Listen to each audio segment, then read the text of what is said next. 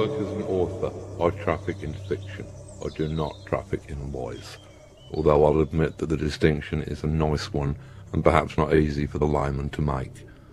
With fiction, with art, with writing, it's important that even if you're dealing with areas of complete outrageous fantasy, that there is an emotional resonance. It is important that a story ring true upon a human level, even if it never happened.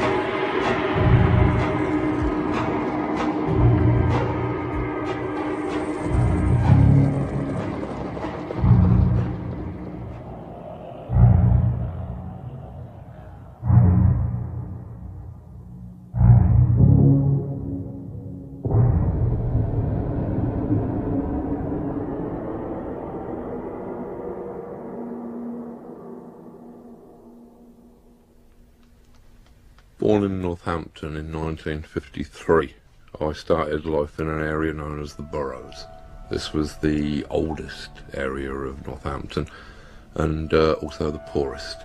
It was where the rural families who'd been drafted into the towns to man the conveyor belts of the Industrial Revolution ended up. It had originally been the system of moats and forts that surrounded Northampton's castle before it was demolished, so all of the streets had names like Moat Place or Fort Street or Dungeon Alley or whatever. And this was a quite bleak, grim, monochrome area. There were a great many families who were probably, looking back, incest families where even the dog had the same hair lip. I found myself surrounded by a monochrome world of limited opportunities. The only window out of that restricting world was the tales of mythology that I would read, or the bright four-colour superhero stories, adventures of people who had no restrictions, people who could fly over the housetops, people who could become invisible. This was a very important key to a very important door. It opened vistas of the imagination with which I was eventually able to transcend and escape the limitations of my origins. Now, comics were something that I'd been reading for as long as I could remember being able to read. They were almost a staple part of working class existence. They were something like rickets. They were just something that you had. I'd originally read most of the British comics, which mainly featured working class children in working class environments, generally being spanked by their parents or teacher, which was a peculiar fixation of the British comics of my boyhood. And pretty much they presented a world that was almost indistinguishable from the one that I lived in, and thus I didn't find it the most exotic world into which I could escape. However, when I was 7, I picked up my very first American comics. These were bright, garish, four-colour things that, rather than taking place against some anonymous northern British backdrop, took place in cities like New York, which to me were as exotic as Mars. The idea of buildings of that scale, the idea of this modernness, that seemed to pervade everything. This was a futuristic science fiction world. And then, against that backdrop, you had these incredibly colourful characters who had these amazing powers, who could transcend their human limits. I'd already been attracted to mythology, fairy stories, anything which had people that could fly or become invisible, or could lift huge mountains, or could perform any of these heroic acts for which gods and heroes are largely famous. And so, having discovered the American superhero books, it was a fairly natural transition. Here was something where I didn't have to read the same myths over and over again, but where every month I could read something new about Superman or the Flash. This became a preoccupation. At first, I was probably preoccupied with the characters themselves. I wanted to know what Batman was doing this month. Around about the time when I reached the age of, say, 12, perhaps a little earlier, I became more interested in what the artists and writers were doing that month. It had finally occurred to me that these stories weren't just drawing themselves, that somebody was drawing them, somebody was writing them. And I became fairly knowledgeable in the styles of the different artists. I became critically able to distinguish between a good story and a bad story. And comic books were still very much a part of my life. I mean, which was, in physical terms, was changing quite rapidly, as it would for anybody at that age. I'd moved from my primary school in the working class area into which I was born to a grammar school. Now, call me naive, but entering grammar school was the very first time that I actually realised that middle class people existed. Prior to that, I'd thought that there was just my family and people like them, and the Queen.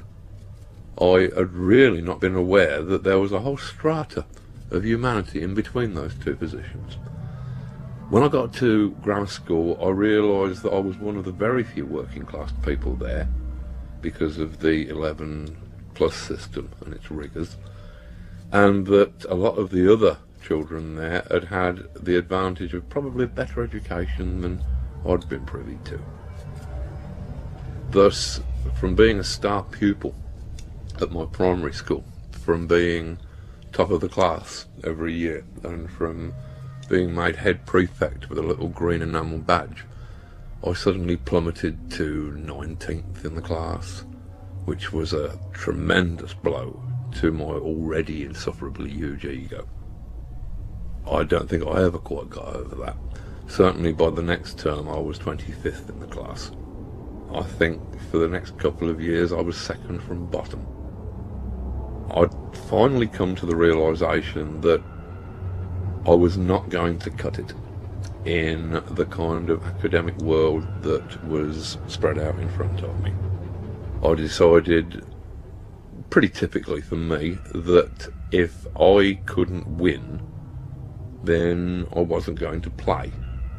I was always one of those sulky children who sort of couldn't stand to lose at Monopoly, Cluedo, anything. So I decided that I really wanted no more of the struggle for academic supremacy or anything of that nature. After having been expelled from school at the age of 17, I found that my horizons rapidly contracted.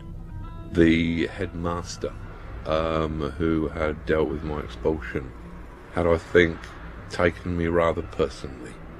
He had written to all of the colleges and schools that I might have thought of applying to, and told them that they should under no circumstances accept me as a pupil, because this would be a corrupting influence upon the morals of the other students. I believe that he did at one point in the letter refer to me as sociopathic, which I think was rather harsh. The same thing applied with jobs. Any job that I was applying for meant that I would need a reference from the school, and the references I was getting from the school were kind of the antimatter equivalent of references. Thus, the only jobs that I could get were ones that just didn't give a damn who they employed. So I found myself working at a skinning yard and tannery at the bottom of Bedford Road in Northampton, which was probably one of the bleakest places that I've ever encountered, where you would turn up at 7:30 in the morning and drag huge, heavy, dripping sheepskins out of vats of mingled blood, urine, water and excrement. That the only relief from this was the concentration camp humour of throwing chopped off testicles at each other as a break to the monotony. And it was indeed monotonous. I was expelled from that job after a couple of weeks for smoking dope in the mess room, which really wasn't improving my career curve any. The next job I was able to get was that of a toilet cleaner at a hotel, and it more or less went downhill from there until I finally ended up as a comics writer.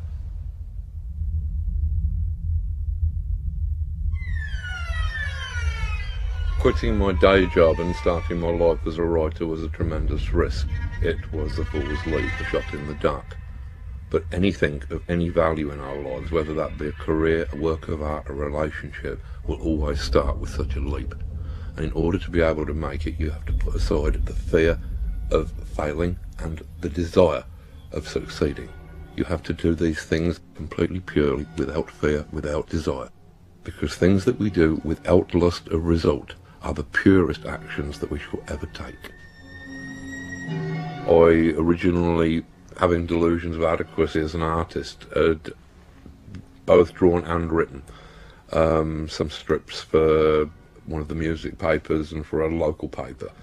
After a couple of years, I'd realised that I could not draw well enough or fast enough to ever make any kind of career from this, and so I'd started to look into the possibilities of actually writing comic strips for other people to draw.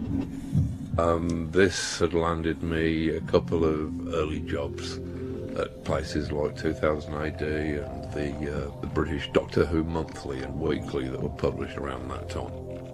I learnt my craft doing very short stories, 3 or 4 pages each, which is an excellent way to learn writing of any sort. Progressed to doing a couple of series where I'd got a little more say in the nature of the material and was able to take more chances, to be a bit more experimental. And these started to win awards in Britain, which impressed the Americans no end. The Americans tend to think that every award is an Oscar and didn't realise that the comic industry awards are all voted for by 30 people in anoraks with dreadful social lives. And so, as far as they were concerned, if I was an award winner, then I was an English genius. And so they brain drained me to America and set me to working on DC Comics' Swamp Thing title, which caused a bit of a stir and at least made DC trust me enough to give me other projects, again allowing me more or less to write whatever I felt like writing. This led to Watchmen in the middle 80s, and that was one of the books that was responsible for the ridiculous blizzard of publicity that comic books, or graphic novels as somebody in a marketing department had decided by then that they should be called, became popular. I got into the swing of my writing career in the very early 1980s, which was a very overcast time politically. Most of the liberal world was watching in horror at the inexorable rise of the Reagan-Thatcher right-wing fuck-buddy coalition. At the same time, we had elements of fascism starting to make themselves prevalent upon the streets of Britain with the rise of the National Front, and all in all things were looking fairly bleak. I decided that if I wanted to write about this grim present, the best way to do it was in the form of a story set in the future, which is by no means a new trick. Most dystopian science fiction is not actually about the future, it is about the times in which it was written. and the script that I came up with, V for Vendetta, was no exception. This was set in what at the time seemed an unreachably distant period in the future, which was 1997, and Britain had been taken over by a coalition of fascist groups, with a very romantic anarchist adventurer set in opposition against that. To get over the idea of fascism, I needed some symbol that would convince the readers that they were looking at a fascist police state. The thing that I finally settled upon was the idea of security cameras mounted upon every street corner and watching every move. I figured, yeah, that looks pretty much like fascism in action, and the readers were equally impressed, and apparently so were government figures who must have been reading it at that time, and decided that security cameras at every street corner of the metropolis was indeed just what we needed for the late 1990s.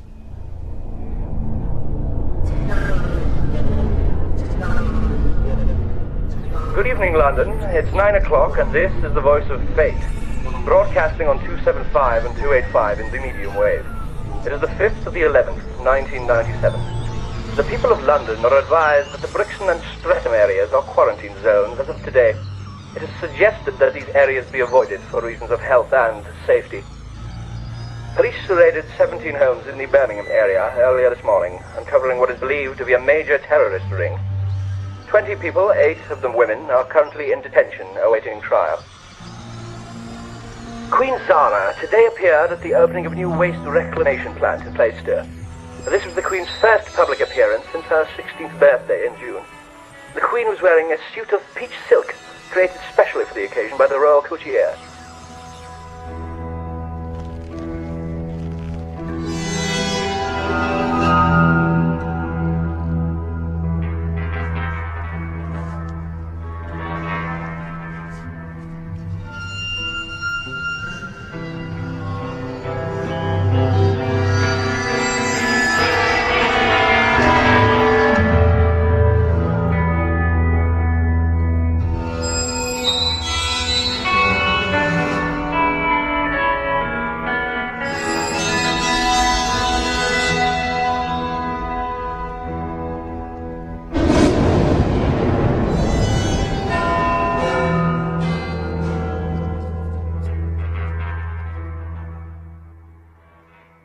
Watchmen also grew out of the politically shadowy landscape of the 1980s, when the Cold War was probably at its hottest in 20 or 30 years, and when nuclear destruction suddenly seemed a very real possibility. Watchmen used the cliches of the superhero format to try and discuss notions of power and responsibility in an increasingly complex world. We treated these fairly ridiculous superhuman characters as more human than super. We were using them as symbols of different kinds of ordinary human being rather than as different super beings. I think there were probably quite a few things about Watchmen which chimed well with the times, but to me perhaps the most important was the actual storytelling, where the world that was presented didn't really hang together in terms of linear cause and effect, but was instead seen as some massively complex simultaneous event with connections made of coincidence and synchronicity. And I think that it was this worldview, if anything, that resonated with an audience that had realised that their previous view of the world was not adequate for the complexities of this scary and shadowy new world that we were entering into. I think that Watchmen, if it offered anything, offered new possibilities as to how we perceive the environment surrounding us and the interactions and relationships of the people within it. Rorschach's Journal, October 12th, 1985. Dog carcass in alley this morning. Tired tread on burst stomach. This city is afraid of me.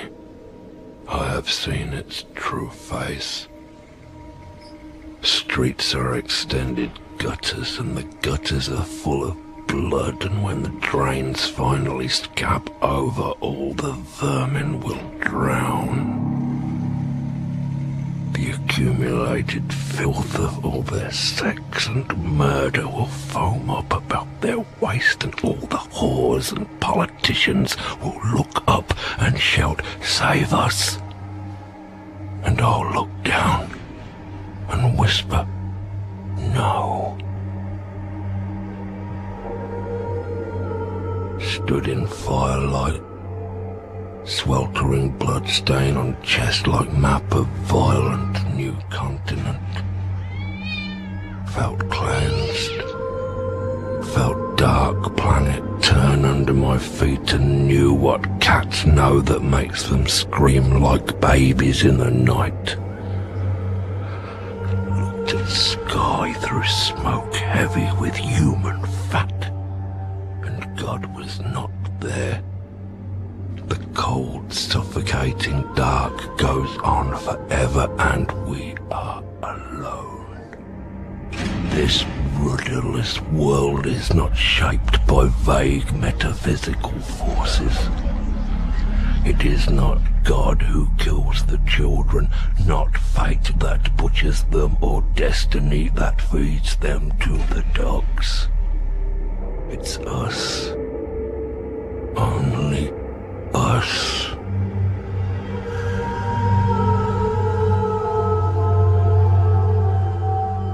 Whenever anybody talks about comics, they usually make a great deal of the similarities between comics and film. And while I'll agree that a comic creator who understands cinematic techniques will probably be a better creator than one who doesn't, I feel that if we only see comics in relationship to movies, then the best that they will ever be are films that do not move.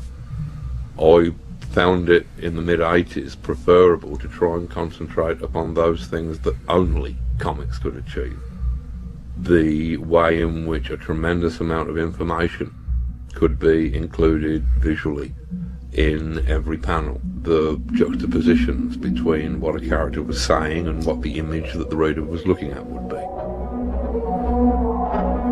So, in a sense, I suppose that you could say that most of my work from the 80s onwards was more or less designed to be unfilmable, which is what I had to explain to Terry Gilliam when he was originally selected as the director on the touted Watchmen movie that was being discussed at that time.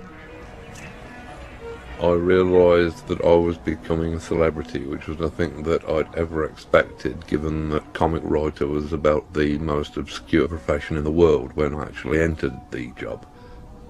The thing about fame is that fame in its current sense had not really existed before the 20th century.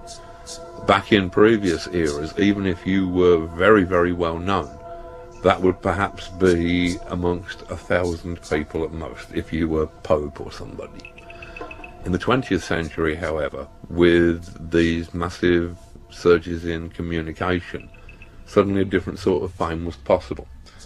And I tend to think that what fame has done, it has replaced the sea as the element of choice of adventure for young people. If you were a dashing young man in the 19th century, you would probably want to run away to sea. Just as in the 20th century, you might decide that you want to run away and form a pop band. The difference is that in the 19th century, before running away to sea, you would have had at least some understanding of what the element was that you were dealing with, and you would have perhaps, say, learned to swim. The thing is that there is no manual for how to cope with fame.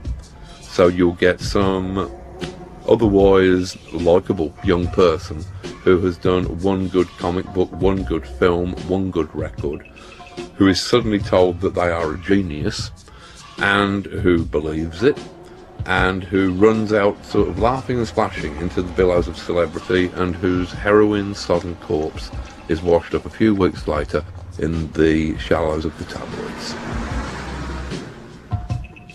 I'd never signed up to be a celebrity, and I came to the realisation that it was nothing that I was very comfortable with. I realised that celebrities are a kind of an industry, they're a kind of a crop. Media moguls like Rupert Murdoch or people who run the big networks, they need a constant stream of celebrities to fill column space in their magazines, to fill time upon their TV shows. And because celebrities tend to burn out quickly, you have to constantly create new ones. And I really didn't feel that I wanted to be part of that process, and so withdrew to the relative obscurity of Northampton.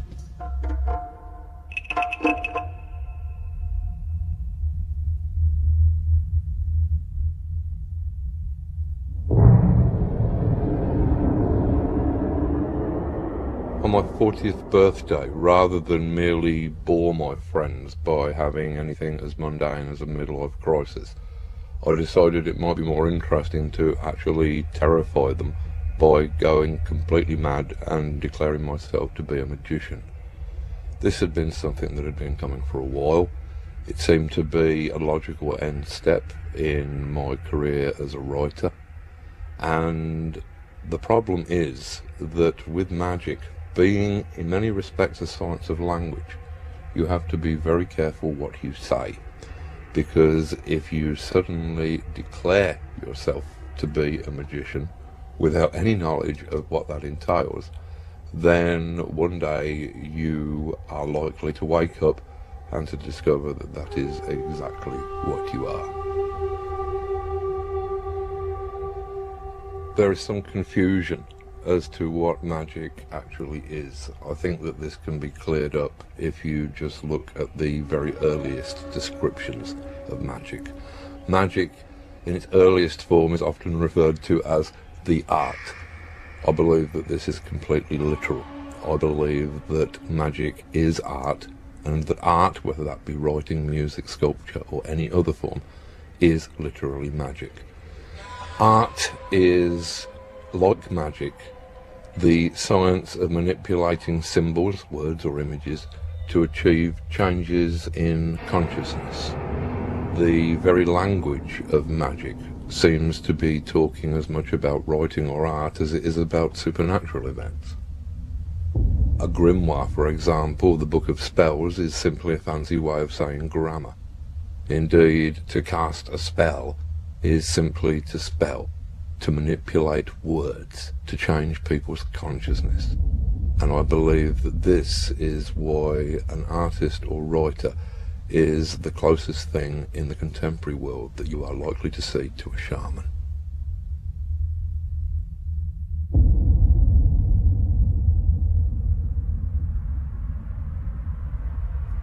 I believe that all culture must have arisen from cult. Originally, all of the facets of our culture, whether they be in the arts or the sciences, were the province of the shaman. The fact that in present times this magical power has degenerated to the level of cheap entertainment and manipulation is, I think, a tragedy.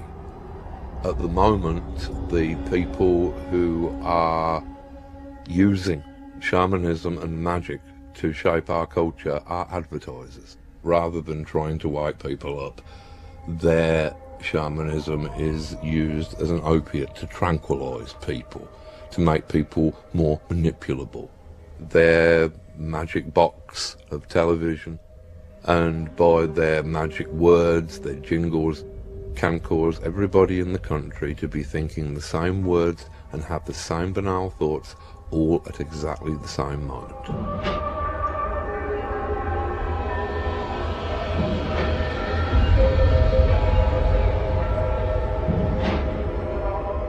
In all of magic, there is an incredibly large linguistic component. The bardic tradition of magic would place a bard as being much higher and more fearsome than a magician. A magician might curse you. That might make your hens lay funny, or you might have a child born with a club foot. If a bard were to place not a curse upon you, but a satire, then that could destroy you. If it was a clever satire, it might not just destroy you in the eyes of your associates. It would destroy you in the eyes of your family. It would destroy you in your own eyes. And if it was a finely worded and clever satire that might survive and be remembered for decades, even centuries, then years after you were dead, people still might be reading it and laughing at you and your wretchedness and your absurdity. Writers and people who had command of words were respected and feared as people who manipulated magic. In latter times, I think that artists and writers have allowed themselves to be sold down the river. They have accepted the prevailing belief that art and writing are merely forms of entertainment. They're not seen as transformative forces that can change a human being, that can change a society. They are seen as simple entertainment, things with which we can fill 20 minutes, half an hour while we're waiting to die. It is not the job of artists to give the audience what the audience want. If the audience knew what they needed, then they wouldn't be the audience. They would be the artists. It is the job of artists to give the audience what they need.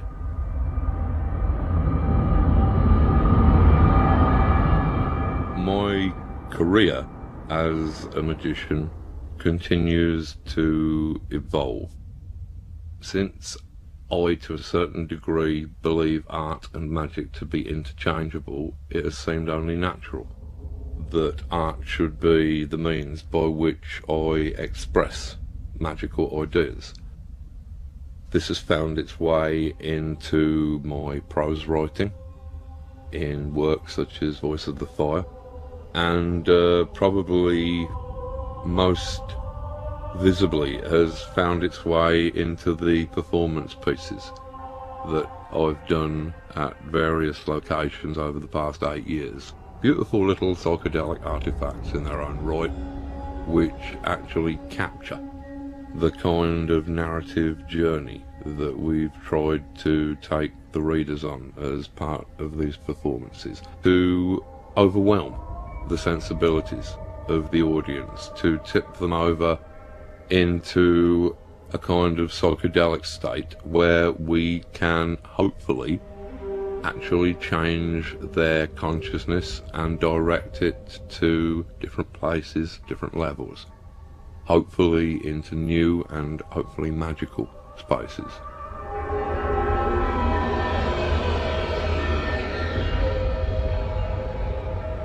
When we are doing the will of our true self, we are inevitably doing the will of the universe. In magic, these are seen as indistinguishable.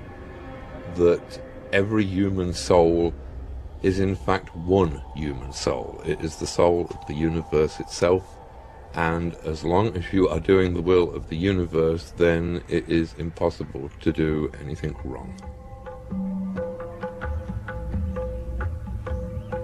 Murder is something which is intricately connected with society in a number of ways. And with From Hell, what we wanted to do was not so much to create a whodunit as to create something which asked what happened, where we could trace all of these complex threads from the heart of the murder and see what kind of areas they led us into. Areas of history, occultism, mythology, architecture, social considerations. All of these played a part upon shaping the world that the crimes happened in. And it seemed to me to be important to investigate all of those possibilities, to try and create a map of this event that included all of those strange foreign areas that aren't generally included when one considers a murder. I was not concerned with who done it. I was concerned with what happened. I was concerned with the why done it aspects of the thing. The one place in which gods and demons inarguably exist is in the human mind, where they are real in all their grandeur and monstrosity. Much of magic, as I understand it, in the Western occult tradition, is the search for the self with a capital S.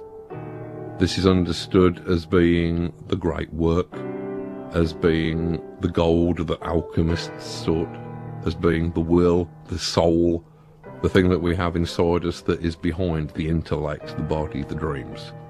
The inner dynamo of us, if you like. Now, this is the single most important thing that we can ever attain. The knowledge of our own self.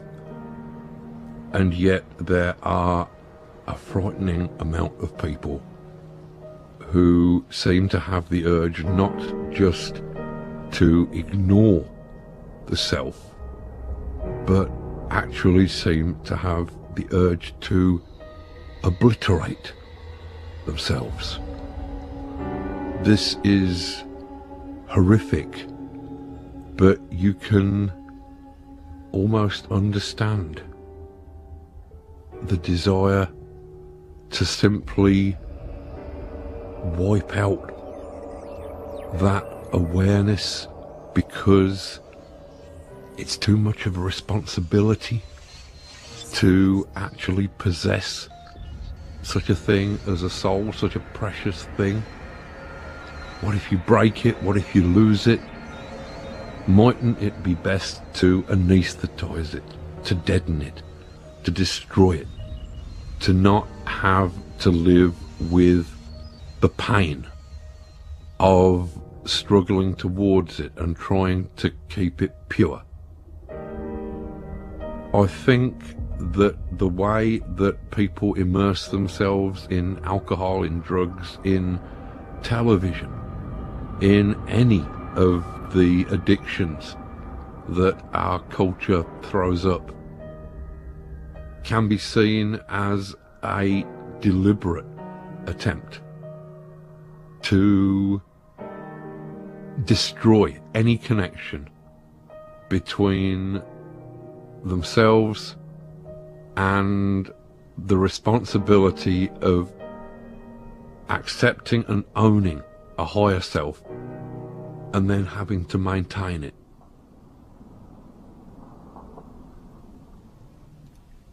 Back when I was doing Swamp Thing, which was ostensibly a horror comic, I found that it wasn't really effective to just sort of swamp the readers in horror every issue.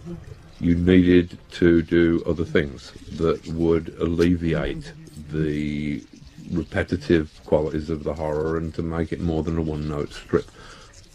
I decided that what might be useful was to try and link up the elements of fantasy horror from our imaginations, werewolves, vampires, zombies and the like, with real life horrors.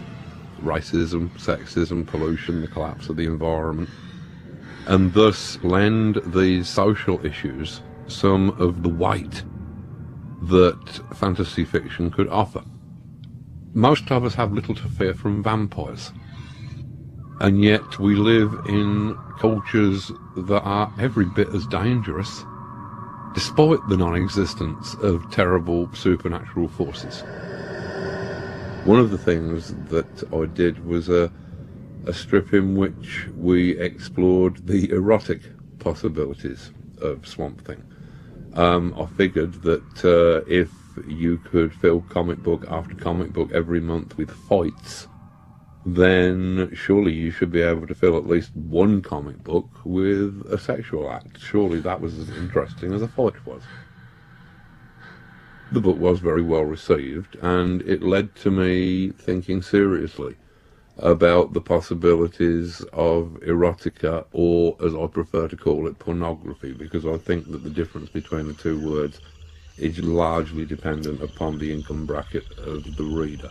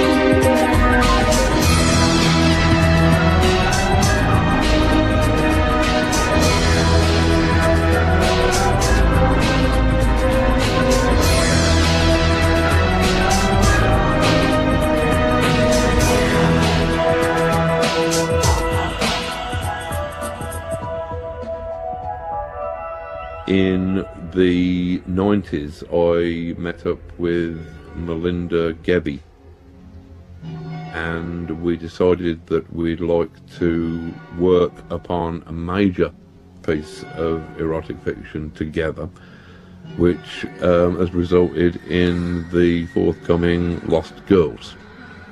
And this entire drama is being played out against the background of Europe, and specifically Austria, in 1913, when everything is gearing up towards the exact antithesis of sex.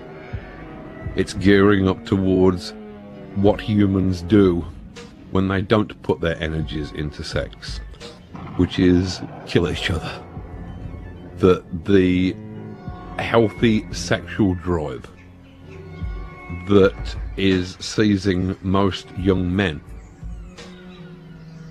when they're in their teens is perverted by older men who perhaps have lost some of their sexual drive, and all of that sexual energy gets shipped over to somewhere like Flanders and is perverted into killing other young men.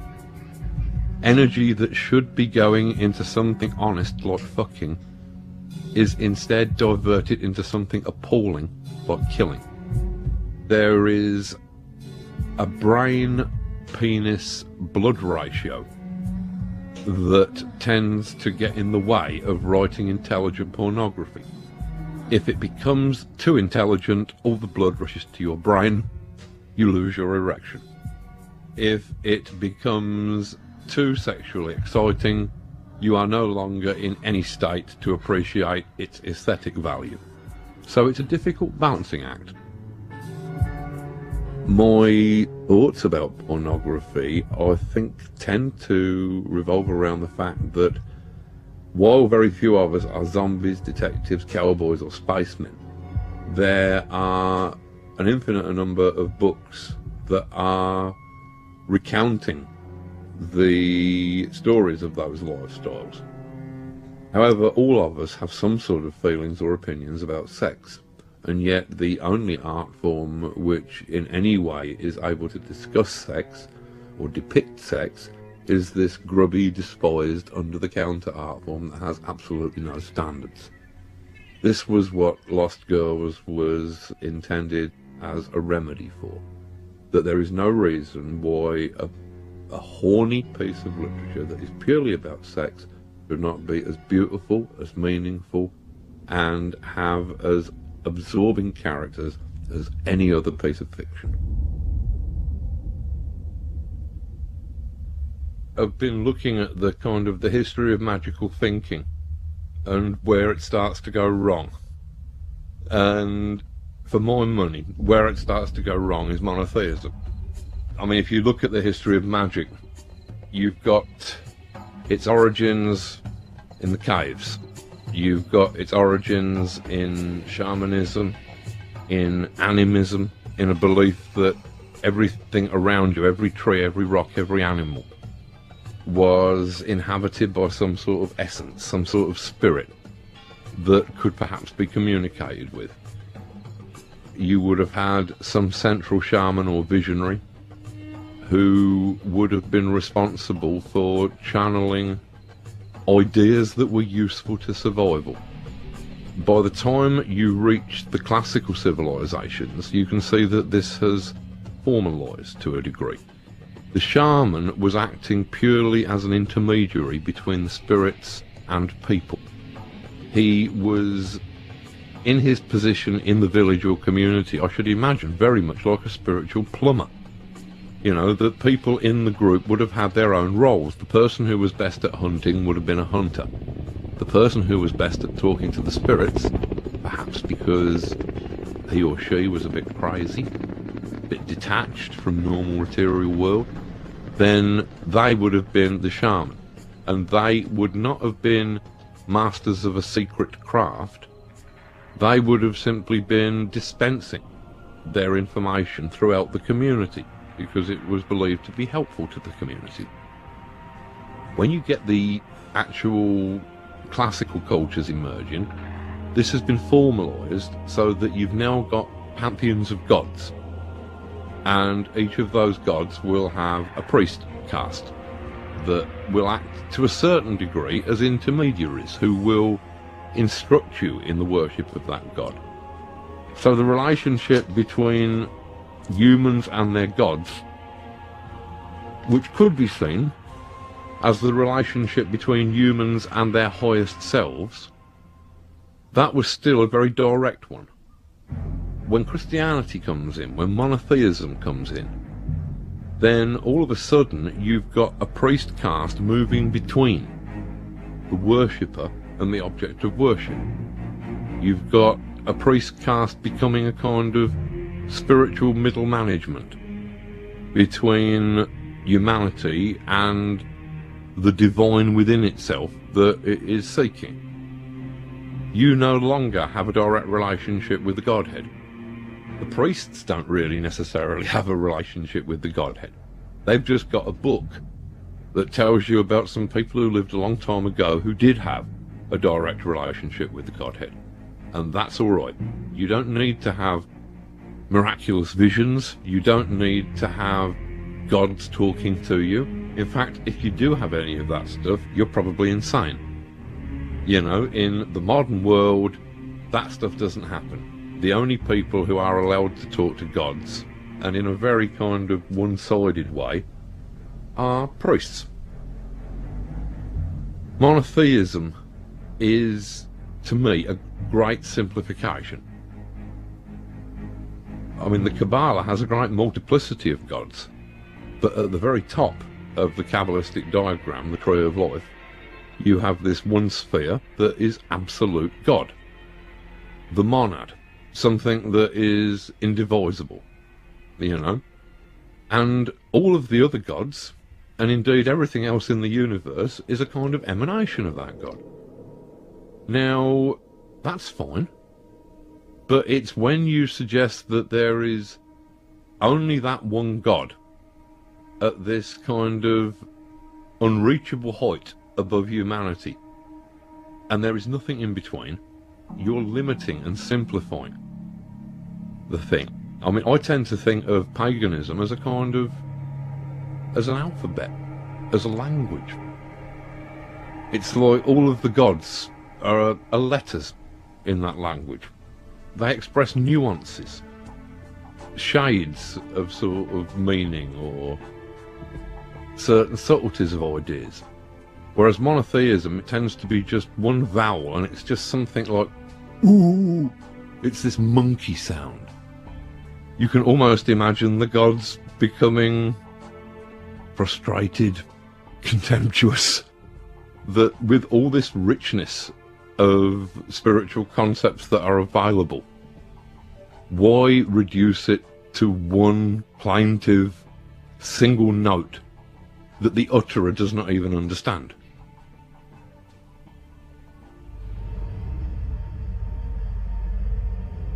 The alchemists had two components to their philosophy. These were the principles of solve and coagula. Solve was basically the equivalent of analysis. It was taking things apart to see how they worked. Coagula was basically synthesis. It was trying to put the disassembled pieces back together so that they worked more efficiently. These are two very important principles which can be applied to almost any thinking culture.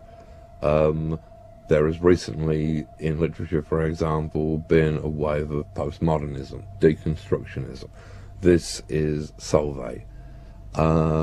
Perhaps it is time in the arts for a little more coagula. Having deconstructed everything, perhaps we really should be starting to think about putting everything back together. Spiritualism was the natural state of human thinking up until the Renaissance and the subsequent age of reason that grew out of it.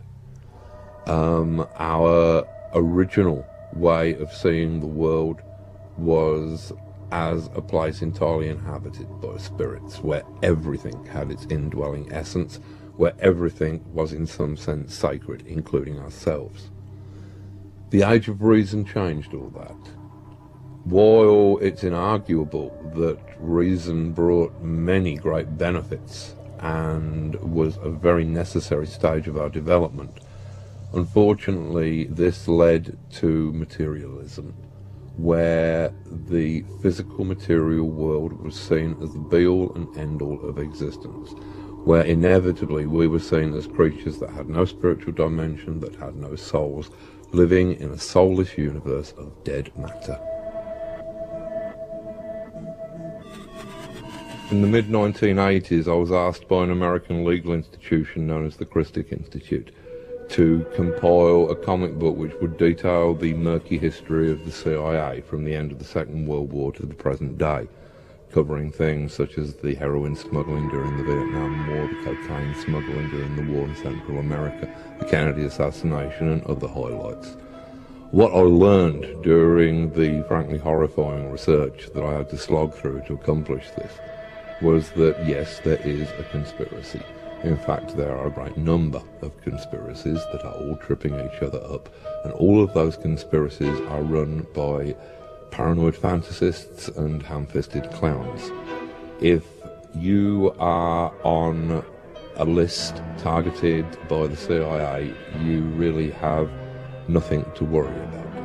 If, however, you have a name similar to somebody on a list targeted by the CIA, then you are dead. The main thing that I learned about conspiracy theory is that conspiracy theorists actually believe in a conspiracy because that is more comforting. The truth of the world is that it is chaotic. The truth is that it is not the Jewish banking conspiracy or the grey aliens or the 12-foot reptiloids from another dimension that are in control. The truth is far more frightening. Nobody is in control. The world is rudderless.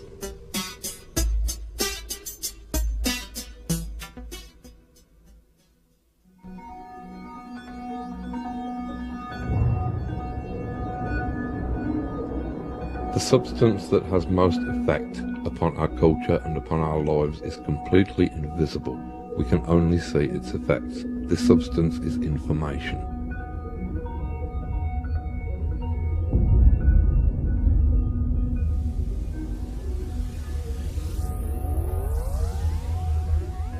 Science started out as an offshoot of magic.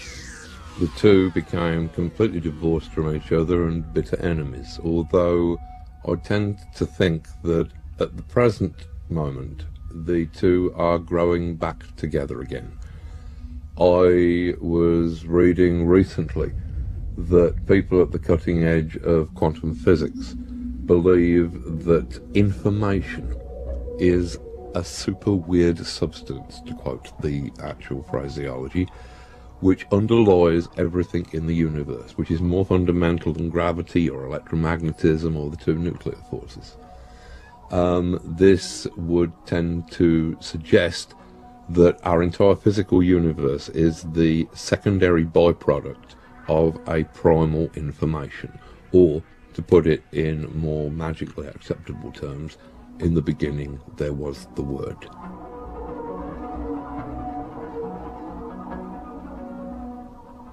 As I understand the theory of period information doubling, this states that if we take one period of human information as being the time between the invention of the first hand axe, say around 50,000 BC, and 1 AD, then this is one period of human information, and we can measure it by how many human inventions we came up with during that time.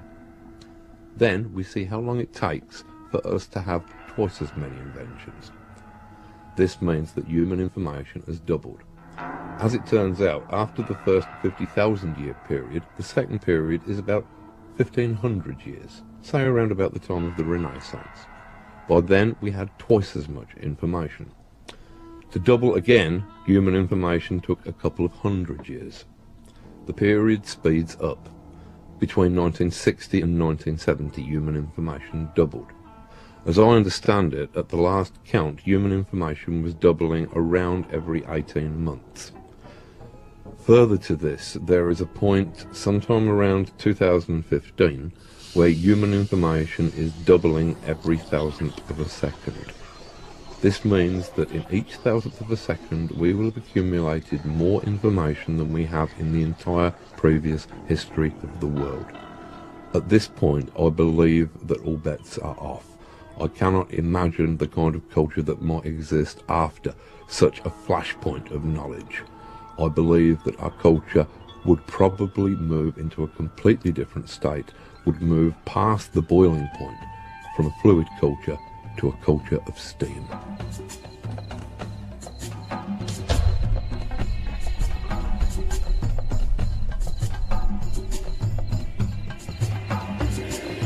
Originally, there was only one science of existence. Our entire worldview was magical. Everything we did, everything that happened in the world, had a kind of shamanic, magical significance. If you look at the very earliest cultures, some of whom are still extant upon the planet, the Aboriginal cultures, most of their languages only have one tense. Everything is subsumed within the present. They can talk about things that happened and things that haven't happened yet but will happen in the future, but they talk about them in the present tense. Now, it seems that not only have we split up our existence, our study of existence, into all of these different areas, but we've also subdivided our notion of time into different zones.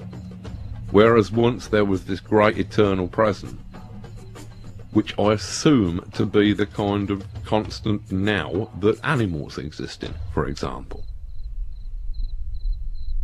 But we, as conscious individuals, have, as a species, adapted this different notion of time, where we almost see time as a bead on a wire, that the now is just this constantly moving tiny little moment that we're all in, that is sliding inexorably along a wire from past to future.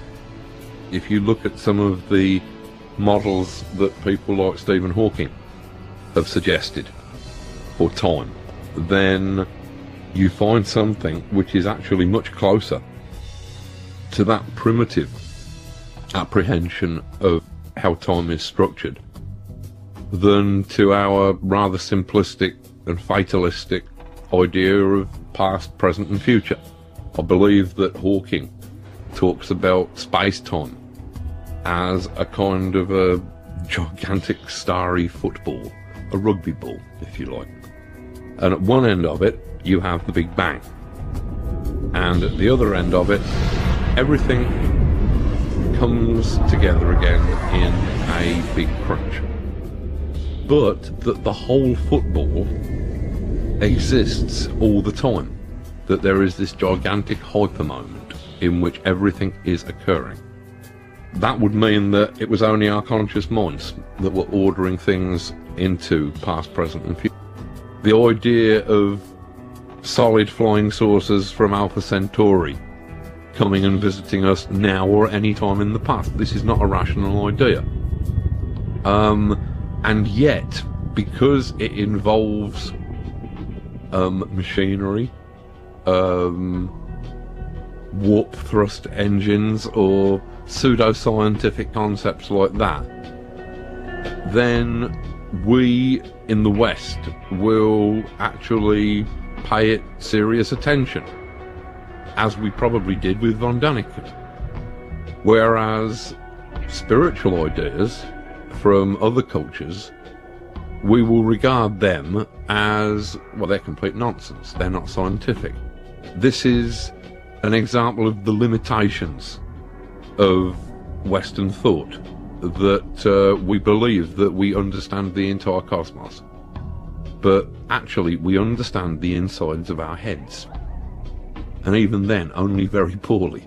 Was it Niels Bohr, the physicist, who in his Copenhagen interpretation of quantum physics said that when we talk about or describe remote events, whether that be in the furthest stars or in the smallest and most remote quanta, that all we can ever truly be doing is talking about ourselves and our own processes.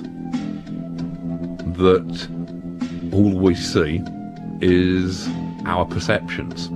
We mistake that for reality. And consequently, we tend to be very chauvinistic about our picture of reality, as if that were the only one. Then the only way that we can look at other cultures is to imagine that they are deluded, or primitive, or just haven't got it yet.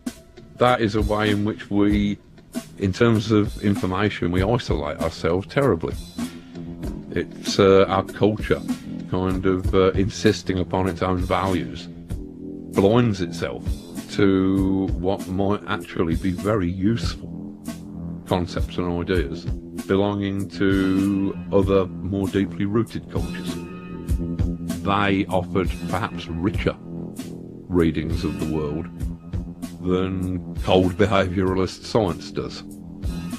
Science cannot talk about consciousness because science is a thing that deals entirely with empirical evidence, with things that can be repeated in a laboratory, and thoughts do not come into this category.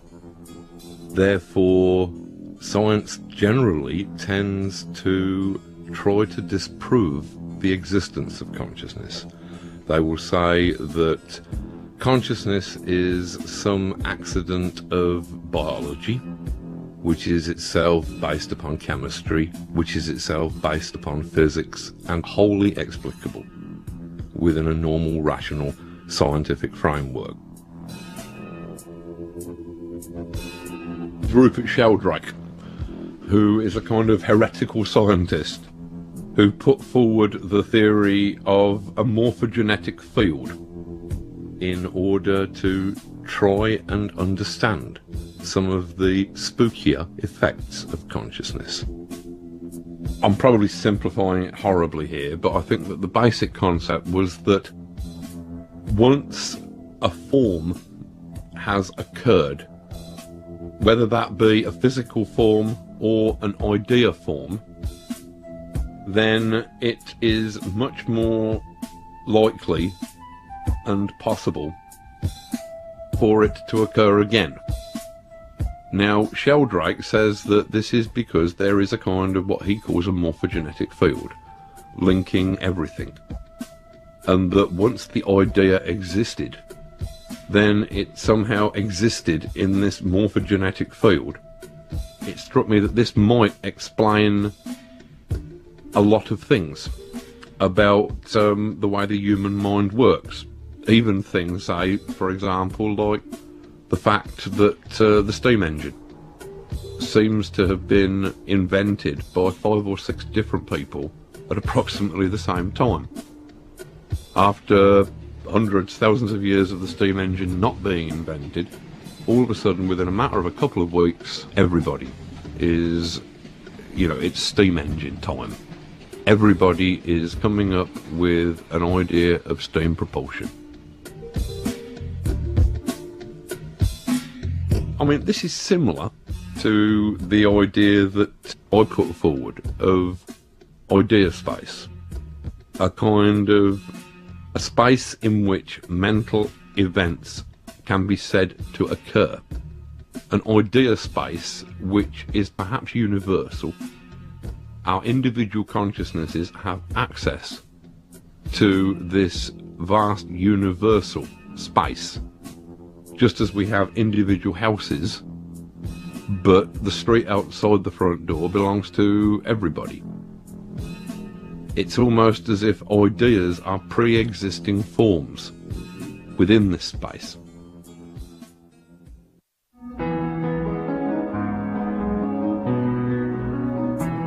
As human beings, we inhabit 2 distinct and separate worlds, 2 landscapes. We inhabit the physical world. But at the same time, since we can only ever truly experience our perception of that world, then it would seem that we more truly inhabit a world purely of consciousness and ideas. It strikes me that the land masses that might exist in this mind space would be composed entirely of ideas, of concepts. That instead of continents or islands, you might have large belief systems or philosophies. Marxism might be an island. Judeo-Christian religions might make up another landmass or continent. Human minds interact, albeit weakly, in limited ways, with idea space every moment of the day, just in order to carry out our daily lives. If you want truly unique ideas, if you're an artist or an inventor or somebody who deals in unique and fresh ideas, then you will have to plunge right into the undergrowth, into the depths of idea space in order to find those ideas that have never been spotted before. If we assume that idea space or something like it exists, then we may decide that we wish to explore that space, whether for artistic reasons, perhaps for scientific reasons, or perhaps as magicians, as occultists. Now, if we're going to venture into this hypothetical and more or less entirely unknown territory, it would seem to only make sense that we should try and track down route maps that may have been made by previous explorers. Now, when you're talking about the territory of the mind and perhaps the spirit, the only route maps available are magic systems from antiquity. You're talking about systems like the Kabbalah, with its map of every conceivable human state. You're talking about systems like tarot, a pantheon of archetypal images that provide the cartography for a map of the human condition.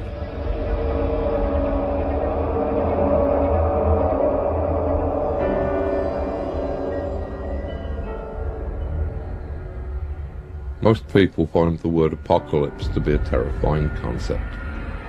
Checked in the dictionary, it means only revelation, although obviously it has also come to mean end of the world. As to what the end of the world means, I would say that that probably depends upon what we mean by world. I do not think that this means the planet or even the life forms upon the planet. I think the world is purely a construction of ideas, and not just the physical structures, but the mental and ideological structures that we've erected. That is what I would call the world. Our political structures, philosophical structures, ideological frameworks, economies, these are actually imaginary things. And yet, that is the framework that we have built our entire world upon. It strikes me that a strong enough wave of information could completely overturn and destroy all of that. A sudden realization that would change our entire perspective upon who we are and how we exist.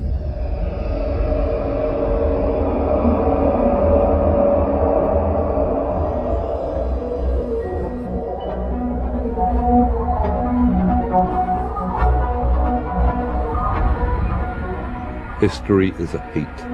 It is the heat of accumulated information and accumulated complexity. As our culture progresses, we find that we gather more and more information and that we slowly start to move almost from a fluid to a vaporous state as we approach the ultimate complexity of a social boiling point. I believe that our culture is turning to steam.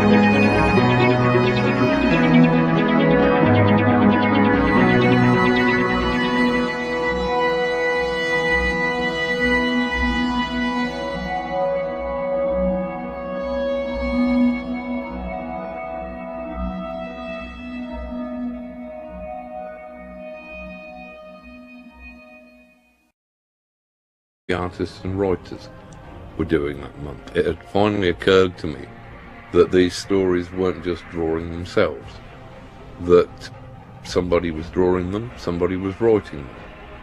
And I became fairly knowledgeable in the styles of the different artists. I became critically able to distinguish between a good story and a bad story. And comic books were still very much a part of my life. I mean, which was, in physical terms, was changing quite rapidly, as it would for anybody at that age. I'd moved from my primary school in the working class area into which I was born to a grammar school. Now, call me naive, but entering grammar school was the very first time that I actually realised that middle class people existed. Prior to that, I'd thought that there was just my family and people like them and the Queen. I had really not been aware that there was a whole strata of humanity in between those two positions. When I got to grammar school, I realised that I was one of the very few working class people there because of the 11 plus system and its rigours, and that a lot of the other children there had had the advantage of probably a better education than I'd been privy to. Thus, from being a star pupil at my primary school, from being top of the class every year, and I found myself surrounded by a monochrome world of limited opportunities. The only window out of that restricting world was the tales of mythology that I would read, or the bright four-colour superhero stories, adventures of people who had no restrictions, people who could fly over the housetops, people who could become invisible. This was a very important key to a very important door.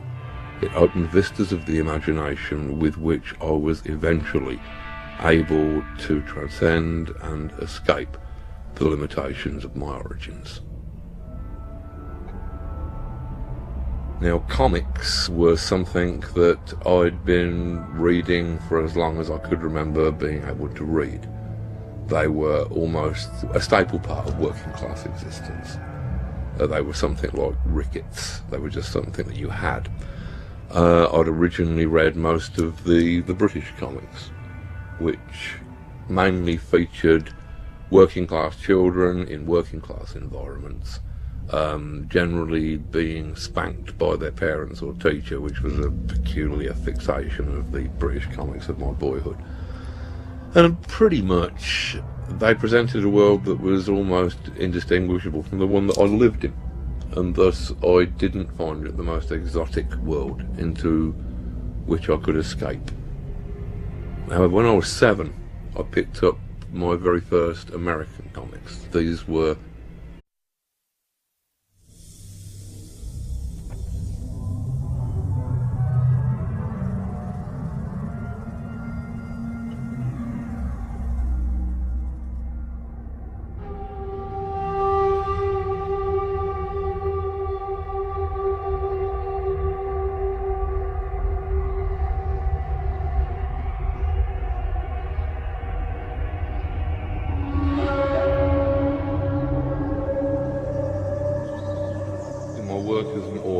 I traffic in fiction.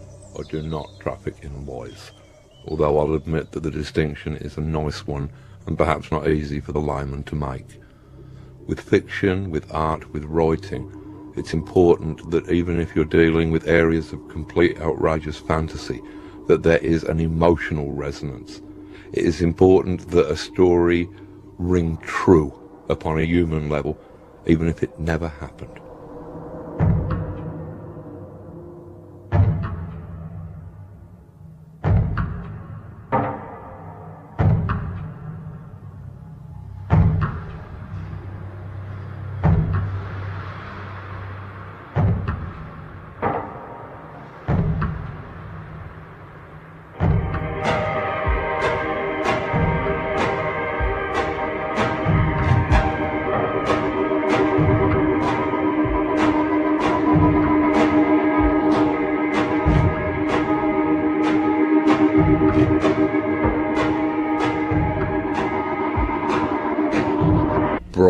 garish, four-colour things that, rather than taking place against some anonymous northern British backdrop, took place in cities like New York, which to me were as exotic as Mars.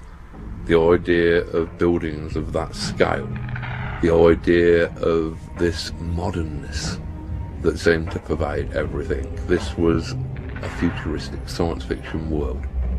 And then, against that backdrop, you had these incredibly colourful characters who had these amazing powers, who could transcend their human limits. I'd already been attracted to mythology, fairy stories, anything which had people that could fly or become invisible, or could lift huge mountains, or could perform any of these heroic acts for which gods and heroes are largely famous. And so, having discovered the American superhero books, it was a fairly natural transition. Here was something where I didn't have to read the same myths over and over again, but where every month I could read something new about Superman or the Flash. This became a preoccupation. At first, I was probably preoccupied with the characters themselves. I wanted to know what Batman was doing this month.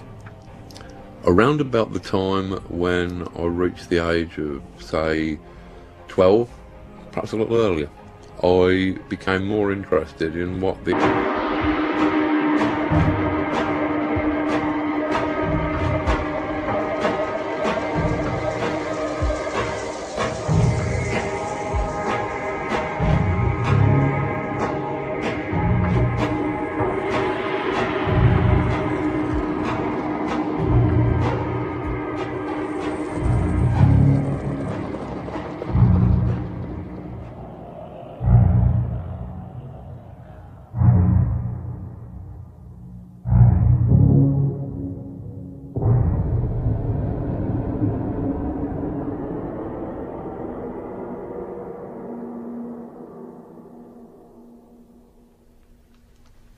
Born in Northampton in 1953, I started life in an area known as the Boroughs. This was the oldest area of Northampton, and also the poorest. It was where the rural families who'd been drafted into the towns to man the conveyor belts of the Industrial Revolution ended up. It had originally been the system of moats and forts that surrounded Northampton's castle before it was demolished. So all of the streets had names like Moat Place or Fort Street or Dungeon Alley or whatever. And this was a quite bleak, grim, monochrome area. There were a great many families who were probably looking back incest families, where even the dog had the same hair lip